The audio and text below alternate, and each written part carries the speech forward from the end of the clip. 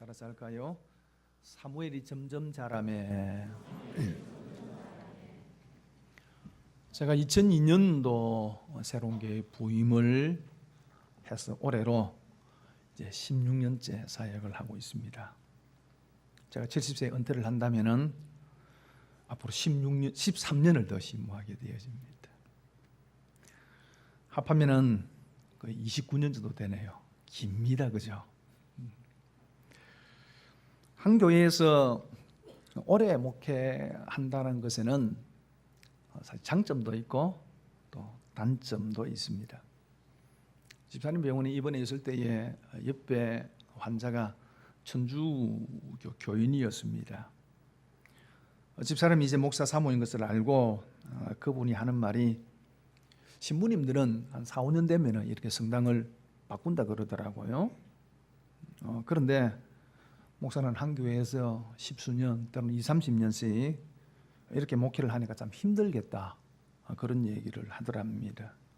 이유는 이 신부님들은 4년마다 성당을 한 번 바꾸니까 4년 써먹을 설교만 잘 준비해 놓으면은 바꾸면 또 그거 써먹고 바꾸면 또 써먹고 이게 되는데, 목사는 한 교회에서 10수년 또는 뭐 20, 30년 이렇게 있으면서 늘 똑같은 설교를 할 수는 없으니까 다른 설교를 해야 되니까 참 힘들겠다, 그런 얘기를 하더랍니다.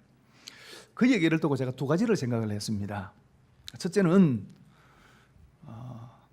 여러분에게 참 죄송한 얘기지만은 제가 볼 때 여러분이 그렇게 기억력이 좋지를 않더라고요. 지난주 설교 내용도 잘 기억하지 못하시는데 몇 년 지난 거 제가 써먹은들 여러분이 기억하시겠습니까? 늘 새로운 것으로 들어주시는데, 근데 다 문제는 하나가 있습니다. 성경책에 메모하시는 분들이 계셔가지고 조금 신경을 씁니다만은 그게 크게 어렵지는 않습니다. 그리고 또 하나는 그렇게 한 교회에서 오래 사역을 하면은 사실은 목사가 힘드는 게 아니고요, 성도들이 힘들죠. 그렇지 않습니까? 사랑해서 결혼한 부부도 수십 년 함께 살다 보면은 지겨워가지고 저 인간 한번 바꿔볼까 이런 생각을 갖는데, 한 목사와 20년 30년 함께 하는 것이 어찌 지겹지 않겠습니까? 여러분 참 고생 많으십니다. 견뎌주셔서 감사합니다. 그런데 이제 한 교회 이렇게 오래 목회를 하는 것에 제가 생각할 때는 참 장점이 하나 있습니다. 그게 뭐냐 그러면은 성도들의 성장을 보는 즐거움이 있어요. 첫째로 영적인 성장을 보는 즐거움이 있습니다. 5년 전에는 신앙이 참 어렸는데 한 5년의 세월이 지나면서 부쩍 신앙이 성숙해져 있는 그런 모습들을 볼 때에 참 기쁨이 있죠. 또 저희 교회에서 처음 신앙생활을 시작하신 분이 어느덧 신앙이 자라서 교회 중심에서 헌신하고 있는 것을 보면은 보람과 기쁨이 있습니다. 그리고 또 하나는 아이들의 성장을 보는 즐거움이 있습니다. 제가 처음 올 때에 갓난 아이 유치원 때는 초등학교 다녔던 그런 아이들이 이제 자라서 이제는 군에 가고 20대 중반 후반이 되어져 있습니다. 때로는 어머니 뱃속에 그때 있었는데 지금 고등학생이 되어져 있습니다. 이것을 보는 참 기쁨이 대단히 큽니다. 하나님께서 우리를 보실 때 가지시는 기쁨 여러 가지가 있겠지만은 그 중에 대표적인 기쁨이 우리의 영적인 성장을 보는 기쁨이 아닐까 하는 생각을 그래서 가져봅니다. 에베소서상 15절 말씀에 오직 사랑 안에서 참된 것을 하여 범사에 그에게까지 자랄지라, 그는 머리니 곧 그리스도라, 그렇게 말씀을 하고 있습니다. 그리스도에게까지 자라가라라는 거죠. 자라야 합니다. 영적으로 성숙해야 합니다. 그게 하나님의 기쁨입니다. 성경이 사무엘을 말할 때에 특별히 이제 1장, 2장, 3장 사무엘이 본격적으로 사역을 시작하기 전에 이 사무엘을 말할 때에 강조하는 한 가지 특징이 있습니다. 2장 21절에 보면 아이 사무엘은 여호와 앞에서 자라니라 그렇게 말씀하고 있고요. 2장 20절에도 보면 아이 사무엘이 점점 자라매 그렇게 말씀하고, 오늘 본문에도 보면 19절에 사무엘이 자라매 그렇게 말씀을 합니다. 자랐다는 겁니다. 사무엘은 이제 젖을 뗀 이후 실로의 성막에 보내어서 당시 대제사장 엘리 제사장의 도제 제자가 되어서 신앙을 훈련받고 성장합니다. 사사시대 영적인 어둠을 깨뜨리고 찬란한 영광의 아침을 열어갈 하나님의 사람으로 일꾼으로 준비됩니다. 그런 사무엘에 대해서 성경은 계속해서 말하는 것이 자라갔다, 점점 자라갔다 그렇게 말씀을 합니다. 육체적으로 자랐을 뿐만 아니라 그의 신앙과 인격이 자라갔고 하나님 서식에 합당한 사람으로 자라갔다는 것입니다. 훌륭한 사람은 태어나는 것이 아니라 만들어진다라고 하는 말이 있습니다. 과정의 중요성을 말하는 거죠.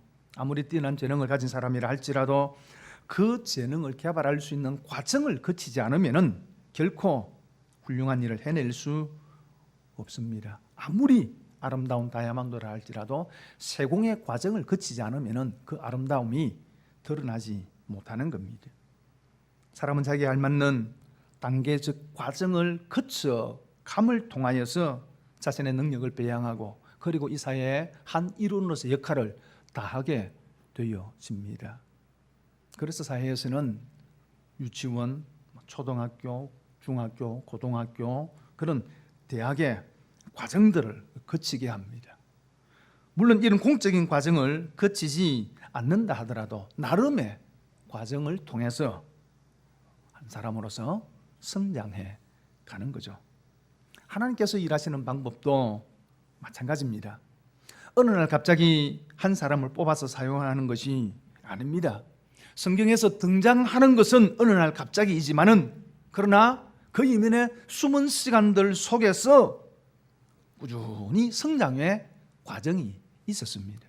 그리고 하나님의 때에 하나님이 불러서 사용하셨던 겁니다.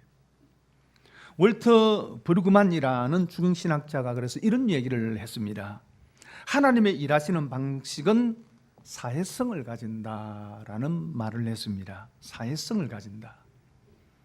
하나님께서 우리를 사랑하셔서 죄에서 구원하시기로 작정하시고 아들 예수 그리스도를 사람의 모습, 사람의 육체를 입혀서 이 땅에 보내시죠. 그 예수님께서 여러분 이 땅에 오시는데 어른의 모습으로 오신 것이 아니라 갓난 아기로 마리아의 뱃속을 통해서 이 땅에 태어나셨습니다.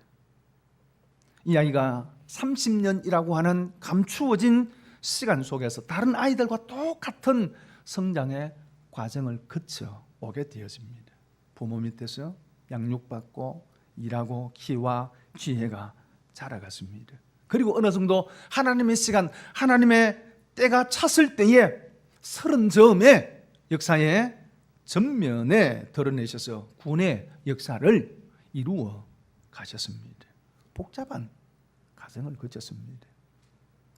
하나님께서 쉽게 하실 수 없었을까요? 짠 하고 나타났는데 30살 그러면 안 됩니까? 그래 못하셔요? 충분히 하시죠. 그런데 하나님께서 그렇게 하지 않으셨다는 겁니다. 이것이 바로 하나님의 일하시는 방식이 사회성을 가졌다라고 하는 말의 의미입니다. 하나님은 이스라엘을 회복하기 위하여 사무엘을 부르셨습니다. 그를 뻥튀기 기계에 넣어서 뻥 하고 그렇게 튀겨서 어른을 만들어서 사역을 하게 한 것이 아니라는 것입니다. 아마 사무엘은 성경의 인물들 가운데서 유일하게 어린 아이 때 하나님의 부르심을 받은 인물일 것입니다. 그렇게 부름을 받아서 하나님께서 그 부르심의 뜻대로 역사의 전면에 드러내실 때까지 사회성을 겪었습니다. 성장의 과정을 겪었다는 것입니다. 그것을 성경은 한마디로 이렇게 표현합니다. 자라매라고 표현하고 있는 겁니다. 사무엘이 어떤 과정을 통해서 성장을 했는지 성경이 자세하게 또 세밀하게 말씀해주고 있지는 않지만은 오늘 본문을 통해서 우리는 약간의 어떤 모습들을 볼 수 있습니다. 그 첫째 한번 따라서 할까요? 말씀의 주도권을 얻었다. 사물이 자라는 시대가 사사시대이죠. 지난주에 말씀을 드린 것처럼 그 시대는 하나님의 말씀이 희귀하여 이상이 흔히 보이지 않았던, 다시 말하면은 시대의 악함으로 인해서 하나님이 침묵하셨던 시대입니다. 그 시대에 하나님께서 사무엘을 찾아오시고 사무엘을 부르시고 사무엘에게 말씀하셨습니다. 우리가 그 내용을 지난주일 날 살펴보았습니다. 이렇게 하나님께서 사무엘을 부르시고 사무엘에게 말씀하신 내용이 무엇입니까? 엘리 집안의 몰락에 대한 것이었습니다. 엘리는 아들들이 저주를 자청하되 금하지 않았다. 그러므로 엘리 집의 죄악은 제물로도 예물로도 영원히 속죄함을 받지 못한다라고 하는 말씀을 하나님께서 사무엘에게 말씀하셨습니다. 이때 사무엘의 나이가 12살쯤 되었을 것으로 그렇게 추측합니다. 그 어린 나이에 자신의 스승인 엘리 대제사장의 집안이 몰락할 것이라고 하는 말씀을 들었습니다. 사무엘의 마음이 어땠을까요? 대단히 두려웠을 것입니다. 그래서 오늘 15절에 이렇게 이야기합니다. 사무엘이 아침까지 누웠다가 그렇게 말씀을 합니다. 하나님의 그 말씀을 들은 후에 아마 사무엘은 잠을 이루지 못했을 것입니다. 뜬 눈으로 밤을 지새웠을 것입니다. 그렇게 아침까지 누워 있다가 일어난 겁니다. 그리고 엘리에게 무엇이라 말할 것인지 고민되지 않았겠습니까? 엘리가 그 밤에 하나님께서 사무엘을 부르시고 하나님께서 사무엘에게 말씀하셨다는 사실을 알고 있었습니다. 아침에 오면 당연히 물어볼 것인데 무엇을 어떻게 말할 것인가 두려웠죠. 아침이 되자 엘리가 사무엘을 불렀습니다. 그리고 물어봅니다. 하나님께서 내게 무엇이라 말씀하더냐? 청하노니 내게 숨기지 마라. 내게 말씀하신 모든 것을 하나라도 숨기면 하나님께서 네게 벌을 내리시고 또 내리시길 원한다. 하나님께서 말씀하신 그대로 말을 하라라고 하는 강력한 요청을 사무엘이 받습니다. 사무엘이 무엇이라고 말해야 할까요? 여러분이 이 입장이라면, 여러분이 사무엘이라고 그러면 어떻게 이야기를 하겠습니까? 스승님, 그게 그 시기죠. 그것이 주저주저하고 그렇지 않으면은 아이고 뭐 별것 아닙니다. 하나님 뭐 다 잘한다 합니다. 뭐 그렇게 이야기할 수도 있었겠지요. 근데 오늘 18절에 이렇게 얘기합니다.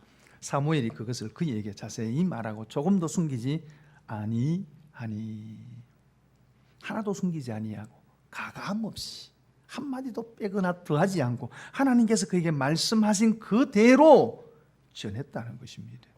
이것이 선지자가 해야 될 일입니다. 하나님께서 사무엘을 먼저 선지자로 부르셨습니다.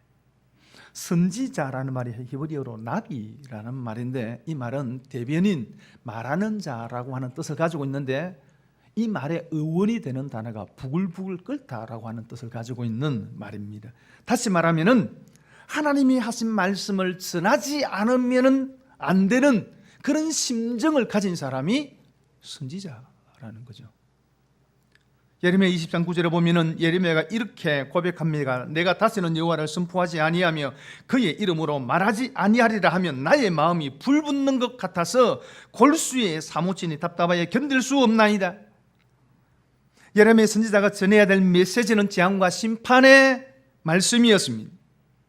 사무엘이 엘리 집안의 몰락에 대해서 말해야 했던 것처럼 예레미야는 재료이나 남쪽 유다가 하나님의 심판과 재앙을 피할 수 없다는 것에 대해서 선포해야 했습니다. 결코 쉽지 않은 거죠. 자신의 민족, 자신의 속한 공동체가 하나님의 심판을 받는다라고 하는 것을 전해야 합니다. 그리고 백성들이 그것을 기뻐하지 않습니다. 그래서 그런 예레미야를 때리기도 하고 옥에 가두기도 하고 그렇게 박해했습니다. 그래서 예레미야가 결심하기를 나는 다시는 선포하지 않겠다, 말하지 않겠다 결심을 했습니다. 그런데 하나님께서 그에게 주신 말씀이 그에게 주어졌을 때에 그 마음이 불붙는 같아서 전하지 않으면 안 되는 불 같은 마음을 하나님께 주셨어요. 답답해서 견딜 수가 없었어. 그래서 다시 전하게 되었다는 거죠. 어린 사무엘이지만은 스승에게 그 스승의 몰락을 전하는 것 결코 쉬운 일이 아니지요. 그럼에도 불구하고 사무엘은 가감 없이 전했습니다. 이게 하나님의 사람입니다. 하나님의 사람은 하나님의 주신 말씀 그대로를 전하는 것입니다. 그런데 이 사건은 대단히 중요한 상징성을 가지는 사건입니다. 당시 영적 대표자인 엘리가 사무엘을 통해서 하나님의 메시지를 전했었습니다. 뭘 의미할까요? 그 시대 영적 리더십이 바뀌었다는 거죠. 엘리에게서 사무엘에게로 옮겨갔다는 것입니다. 그래서 어떤 신학자는 이 부분을 두고서 이런 재밌는 표현을 했습니다. 말씀의 권력 이동이 이루어졌다. 권력, 그럼 여러분 좀 부정적으로 생각하는데 주도권이 바뀌었다 그 말입니다. 여러분, 말씀의 주도권은 누가 갖습니까? 말씀의 주도권은 하나님이 말씀하시는 사람, 그 하나님의 말씀을 듣는 사람이 말씀의 주도권을 갖는 거예요. 하나님께서 사무엘에게 말씀하시는 그 순간 엘리는 그가 사무엘의 스승이라 할지라도 대제사장으로서 이스라엘의 최고의 영적 지도자라 할지라도 이제 그는 하나님의 말씀을 전해 듣는 사람이 되어져 버렸습니다. 영적 주도권을, 말씀의 주도권을 이제는 잃어버렸다는 거죠. 정치에서도 여러분 권력이 어디에서 나옵니까? 대통령이 직접 말하는 사람이 권력자입니다. 그 말을 직접 듣는 사람이 권력이 있죠. 나머지 사람들은 어떻게 합니까? 그 사람이 뭐라고 말하는가 입만 바라보고 있는 거예요. 그 사람의 입을 통해서 전해 듣는 사람. 그런 면에서 오늘 본문을 두고서 말씀의 권력 이동 그런 표현을 쓴 겁니다. 말씀의 주도권이 사무엘에게로 옮겨갔다는 것입니다. 하나님이 말씀하시는 사람, 하나님의 말씀을 듣는 사람, 그에게 이제는 말씀의 주도권이 옮겨갔다는 겁니다. 21절에 보면 여호와께서 실로에서 다시 나타나시되 여호와께서 실로에서 여호와의 말씀으로 사무엘에게 자기를 나타내시니라 그렇게 말씀을 합니다. 다시 나타나시되 다시 이 말은 계속적으로 그 말입니다. 하나님께서 계속해서 사무엘에게 나타나셨다는 겁니다. 그리고 자신의 뜻을 남김없이 보여주셨다는 것입니다. 자기를 나타내시니라, 나타내신다는 말은 벌거벗다라고 하는 뜻을 가지고 있습니다. 벌거벗은 것처럼 적나라하게 하나님께서 자신의 뜻을 사무엘에게 보여주셨다는 겁니다. 들려주셨다는 겁니다. 말씀하셨다는 겁니다. 사무엘은 이렇게 하나님의 말씀의 사람으로 자라갔습니다. 그래서 말씀의 주도권을 가진 사람이 되었습니다. 하나님이 말씀하시는 사람, 하나님께서 하나님의 뜻을 남김없이 알려주는 사람이 되었습니다. 사랑하는 친구 여러분, 오늘 저와 여러분이 말씀의 사람으로 자라갈 수 있기를 바랍니다. 이런 영적인 성장이 있어야 됩니다. 여러분, 그래서 이 시대에 세상 가운데서 하나님의 말씀을 선포할 수 있는 사람, 전할 수 있는 사람이 되어져야 됩니다. 말씀의 주도권을 가진 사람이 되어야 됩니다. 우리 교회가 큰 교회는 아니지만 정말 오늘 이 시대, 이 세대에 하나님이 말씀하시고 하나님이 하신 그 말씀으로 이 세상 가운데 선포할 수 있는 말씀의 주도권을 가진 그런 교회가 되기를 소망합니다. 말씀에 붙들린 사람 되시기를 바랍니다. 그리고 또 한 가지는 백성들에게 인정을 받습니다. 전통적으로 목회를 하거나 또 선교사가 되기 위해서 신학교를 갈 때 가장 중요하게 생각하는 것이 소명입니다. 소명, 어떤 일이나 임무를 하도록 부르는 명령, 이게 소명이죠. 부르심입니다. 하나님의 부르심이 있어야 됩니다.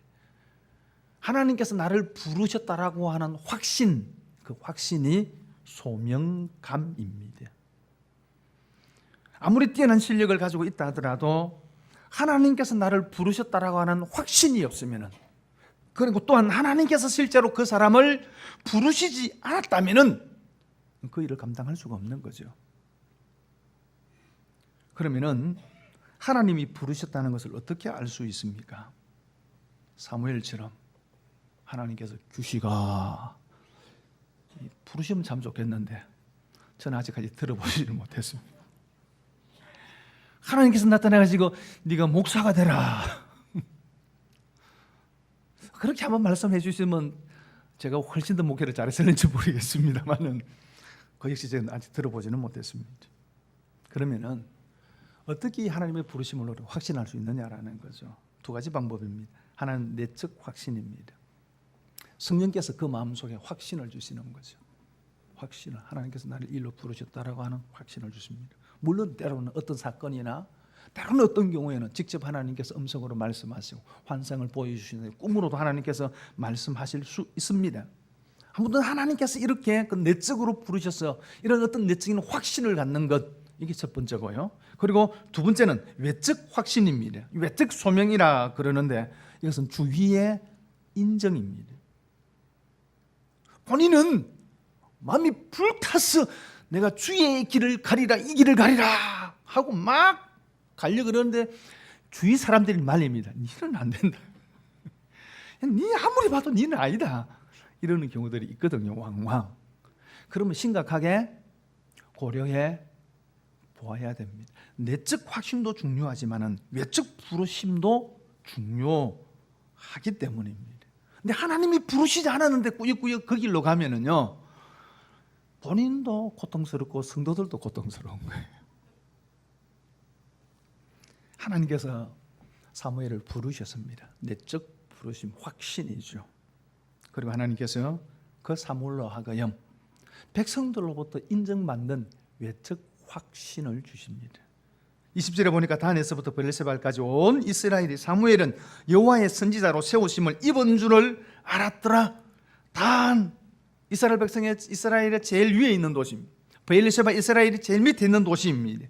다시 말하면 단과 브엘세바 이스라엘 영토 전체를 가리킵니다. 우리로 이야기하면 한라산에서 백두산까지 모든 이스라엘 백성들이 하나님께서 사무엘을 선지자로 세우신 줄을 알았더라. 이 알았다는 건 단순히 지식적으로 알았다는 것이 아니고요, 경험적으로 알았더라는 것입니다. 인정했다는 것입니다. 어떻게 알았을까요? 19절에 이렇게 이야기합니다. 사무엘이 자라매 여호와께서 그와 함께 하셔서 그의 말이 하나도 땅에 떨어지지 않게 하시니 하나님이 그와 함께 하셨습니다. 하나님은 하나님이 세우신 사람과 함께 하십니다. 그렇게 사무엘과 함께 하시니까 사무엘이 말하는 것이 하나도 땅에 떨어지지 않았다, 다 성취되었다는 겁니다. 너무나 당연한 거죠. 왜요? 사무엘은 하나님의 말씀을 가감 없이 하나님의 말씀 그대로 전하는 사람이기 때문입니다. 그러니 하나님의 말씀 그대로 하나님께서 성취하시는 것입니다. 그를 통해서 백성들로부터 인정받았다는 것입니다. 사랑하는 성도 여러분, 여러분이 어떤 일을 하시든지 그 일에 대해서 하나님께서 나를 이곳으로 부르셨다라고 하는 내적 확신을 가질 수 있기를 바랍니다. 그와 더불어서 사람들이 인정하는 외적 확신도 함께 있기를 바랍니다. 그러기 위해서 자라가야 됩니다. 성장하셔야 됩니다. 영적으로 자라가시기를 바랍니다. 늘 어린아이 수준으로 초지일관, 일편단심, 시종일관, 그 자리에 머물러 있지 마시고요, 자라시기를 바랍니다. 청년으로 자라시고 영적 아비로 자라가는 저와 여러분들 되기를 바랍니다. 신령하신 분들에게 제가 또 영화 얘기를 합니다. 지난주에도 영화 얘기를 드렸는데 애니 기본 선데이라고 하는 영화가 있습니다. 미식축구, 풋볼이라 그러죠. 관한 얘기인데 미국의 풋볼 연맹 챔피언십에서 연속으로 2차례나 챔피언십을 가졌던 샤크라고 하는 팀이 있었는데 3연패의 구렁텅이에 빠지게 되어집니다. 연패가 계속 되어지고 성조들이 사기도 잃고 계속적으로 부상자가 속출을 하고 젊은 구단주는 검증되지 않은 신인을 한 명 데리고 와가지고는 가장 중요한 포지션에 앉히고 감독의 권한을 하고 침범을 하는 거예요. 그러니까 팀이 점점 더 연패에 빠질 수밖에 없는 겁니다. 자, 그런 가운데서 이제 팀의 존폐를 결정을 짓는 마지막 경기가 있던 날 티마토라고 하는 나이 많은 감독이 새롭게 짜진 팀들, 선수들을 앞에 두고 경기 대기실에서 경기 시작 직전에 그들에게 경기를 복도오는 일장 연설을 하는 내용이 있습니다. 영화의 참 명대사로 손꼽히는 그런 대사인데 이런 내용입니다. 나는 중년의 시기에 최악의 선택을 했다. 그 결과 돈을 잃었고 사랑하는 사람들을 내쫓았다. 내가 나이를 먹게 되면서 많은 것을 잃게 되는데 그때서야 깨달은 것이 있다. 인생은 1인치의 싸움이라는 것을. 풋볼도 마찬가지다. 1인치의 싸움이다. 여러분 미식축구 아십니까? 떼구시로 달려가가지고 막 땅땅 묻게 하는 그런 거예요, 그죠? 밀리다가 땡겼다가 공 하나 가지고. 그런 이런 얘기를 하는 거예요. 1인치의 싸움이다. 풋볼로 1인치씩 밀리면 결국은 게임에 패배하게 된다. 너희들은 그 1인치의 싸움에 생명을 걸어야 한다. 그 1인치가 쌓여 게임의 승패를 결정짓는다. 한 번에 1인치씩. 1인치 적은 거라 그 말이죠. 사소한 거죠. 그 1인치 밀린다고 해서 경기에 질까? 1인치 더 밀고 올라간다 해서 경기에 이길까? 이렇게 생각할 수 있다는 건. 그런데 그렇지 않다는 겁니다. 1인치가 밀리는 것이 결국은 실패를 가져오고 그 1인치 조금씩 밀고 올라가는 것이 결국은 경기에 승리를 가져다 준다는 것입니다. 성장은 하루아침에 이루어지는 것이 아니라는 것입니다. 매일매일 눈에 보이지 않는 작은 성장이 모여서 큰 나무를 이루게 됩니다. 신앙의 성숙, 신앙의 성장도 마찬가지입니다. 한 번에 1인치씩 그 작은 것들이 모여서 신앙의 성장, 성숙을 이루는 것입니다. 매일매일 5분씩 기도하는 것 사소한 것처럼 보이지만 그것이 모여서 우리를 기도의 사람으로 만드는 겁니다. 하루에 성경을 4장 5장 읽는, 하루에 15분 정도 시간 내서 성경을 읽는 것 어떻게 보면 사소할 수 있지만 그렇게 매일매일 성경 읽는 것을 통해서 우리로 하여금 하나님의 말씀에 사람으로 그것이 우리를 만들어가고 성장시킨다는 것입니다. 처음 1인치는 작은 겁니다. 눈에 보이지 않는 겁니다. 어떻게 보면 사소한 겁니다. 그러나 그 작은 것이 모여서 성장을 이룬다는 겁니다. 그리고 하나님의 서식에 합당한 사람으로 만들어져 가는 것입니다. 여러분의 1인치가 어떤 것입니까? 여러분의 삶의 1인치가 어떤 것입니까? 사소하고 적은 거지만 1인치에 승리하십시오. 1인치에 성공하십시오. 그리고 그 1인치가 모여서 여러분의 인생을 더욱더 아름답게 꽃피워가는 하나님이 기뻐하시는 사람으로 더욱더 자라가는 저와 여러분들 될 수 있기를 바랍니다.